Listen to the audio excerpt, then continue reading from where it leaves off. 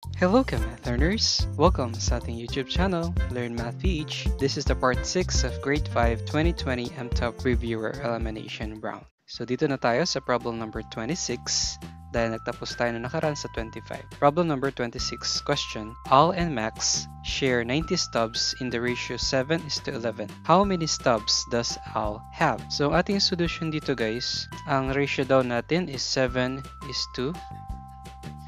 Ang gagawin natin, i-add natin ang 7 plus 11 kasi yung ganito guys. So, lagyan natin ng x. So, 7x plus 11x. Kasi binanggit dito guys, share 90 stubs yung total. So, pag i-add natin sila, ganyan. So, para makuha yung x, 7 plus 11x is 18x equals 90. Divide both sides by 18. So, x equals ilan? 90 divided by 18 is 5. So guys, ang sabi dito, how many stubs does Al have? So, ang tinatanong ay yung stubs na meron si Al. So, si Al is 7. So, di ba 7 is to 11? Ita times natin siya sa 5. So, 5 times 7, 35 is to 5 times 11, 55. So, 35 is to 55. Ito si Al. Ito naman si Max. So the final answer is how many stubs? Ito, 35 stubs. Again, so nakuha natin ito. Gumawa tayo ng mathematical expression. 7x plus 11x equals 90. 7 plus 11, 18. 18x equals 90. Divide both sides by 18, x equals 5. So alam na natin kung ilan yung i-multiply doon sa ating ratio. So yung number 5, ito yung minultiply natin dun sa ating ratio. Okay ba? Nakuha ba?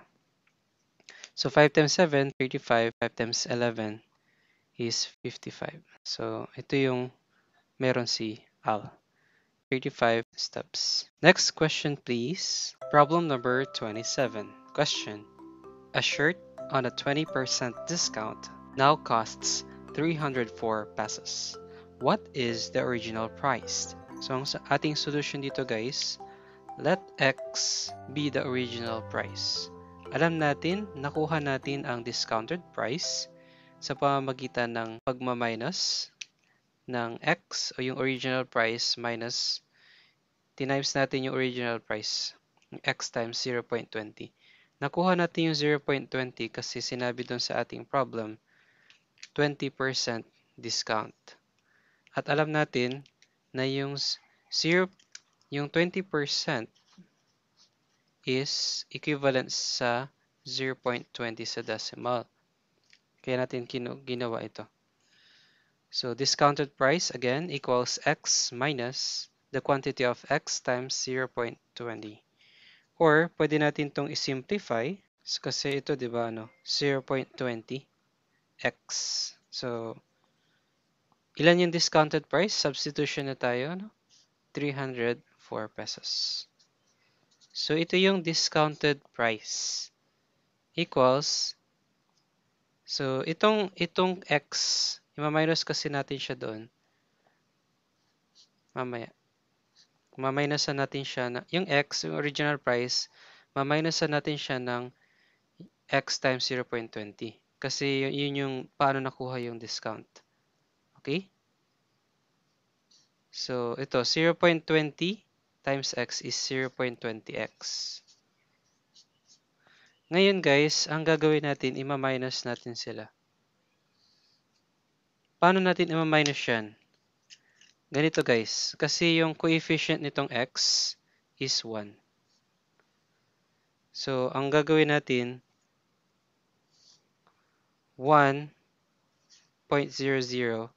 minus 0.20. So, ilan?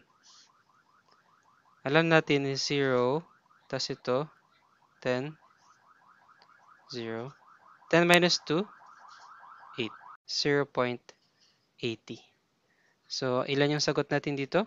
1x minus 0.20x is 0.80x. Okay? So, bring down, copy, 304. So, para makuha natin kung ilan yung original price, i-divide natin sila both sides by 0.80 para makuha natin yung value ni x.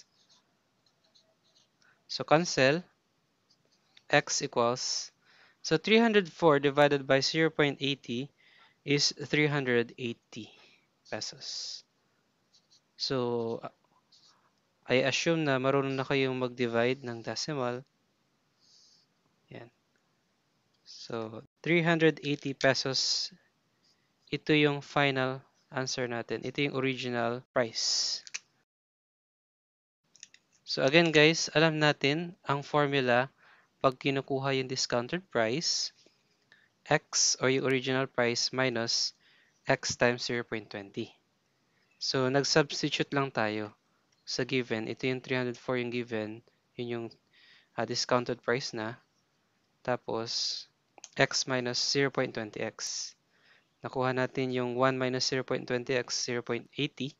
So, divide both sides by 0.80 para makancel ito. X equals 380 pesos.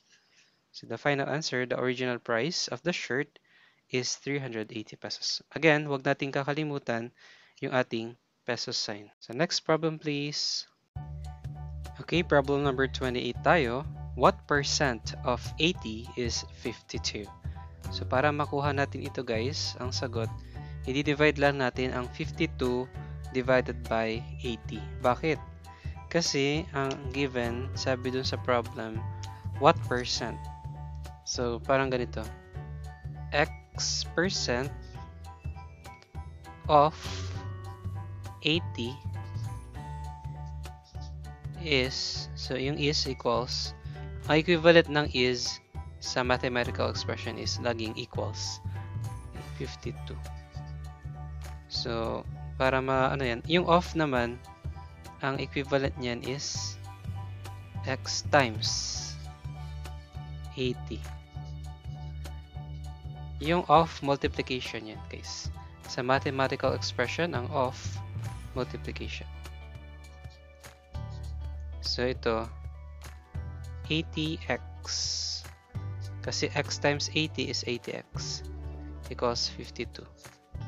Para makuha tong x, divide both sides by 80. So, x equals, kaya natin sinabi kanina na i-divide lang natin para shortcut. I-divide natin 52 divided by 80. Para malaman natin, tapos i-convert natin into percent yung decimal. So, paano mag-divide ng decimal? So, ganito. 52 divided by 80. Okay. So, dahil 0 yan, kasi 52 divided by 80 is 0. 0 times 80 is 0. 52. Ito. Mag-add tayo ng 0 dito, guys. Bring down 0. 520 divided by 80 is 6. 6 times 80 is 480. So, minus. Pag sinubtract 40, add 0 tayo. Bring down 0. 400 divided by 80 is 5. 5 times 80 is 400. Okay. So, ito yung decimal. 0.65. Hindi pa ito yung final answer guys kasi dapat natin itong i-convert into percent. So para ma-convert yan, ang shortcut dito guys, ganito, 0.65 diba? I-move natin to 2 places to the right. Kasi yung percent per 100 eh. Kaya times natin siya sa 100. So 65%. Ito yung final answer natin. Okay, so dinivide lang natin guys yung 52 divided by 80. Kaya nakuha natin si 0.65. Hindi pa ito yung final answer kasi decimal pa siya. I-convert natin siya into percent. Ang percent, ita-times mo to kasi, ita-times mo tong 0.65 sa 100. Kaya ito yung yung shortcut. Instead na magta-times ka pa sa 100, i-move mo na lang yung decimal point the 2 places to the right. Okay? Yan. Kaya nakuha natin yung 65%. So next problem please, number 29. Okay, problem number 29. What is a polygon with 7 sides called? Kagaya na makikita ninyo sa ating diagram sa baba, meron tayong iba't ibang mga shapes. Merong pentagon, hexagon, heptagon, octagon. So the final answer is ito, heptagon. Kasi ang tanong, 7 sides. So bakit heptagon? Kasi hepta meaning 7. Kung pentagon, penta means 5. Hexagon, hexa meaning 6. Okay, 6 sides. Octagon, octa means 8. Kaya 8 sides. Okay, so yun yung pinaka final answer natin. So the final answer is heptagon. Okay, so next problem please. Okay, problem number 30, last but not the least. The sum of the interior angles in a regular decagon is 1,440 degrees. Determine the measure of each interior angle if possible. So, ang solution natin dito guys, i-divide lang natin yung sum of interior angles sa number of sides. Alam natin ang regular decagon is 10 sides. So, substitution tayo. Ilan yung sum? Ito. 1,440 degrees divided by 10 sides. So the final answer is cancel. 144 degrees. Okay, so regular decagon naman siya, no? Sabi sa problem. Kaya pare-pareho lang naman din yung measurement ang each interior angle nila. Okay, so final answer, 144 degrees. Okay, so maraming salamat sa panonood ng video na ito. Kung nakatulong sa iyo, pakisuyo yung i-like, share, and subscribe to our YouTube channel, Learn Math PH. Paki-turn on na rin ang notification bell para lagi kang updated sa new future and exciting mga uploads.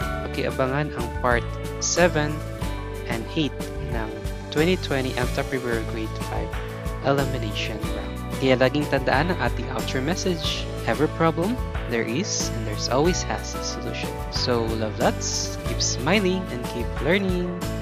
Bye!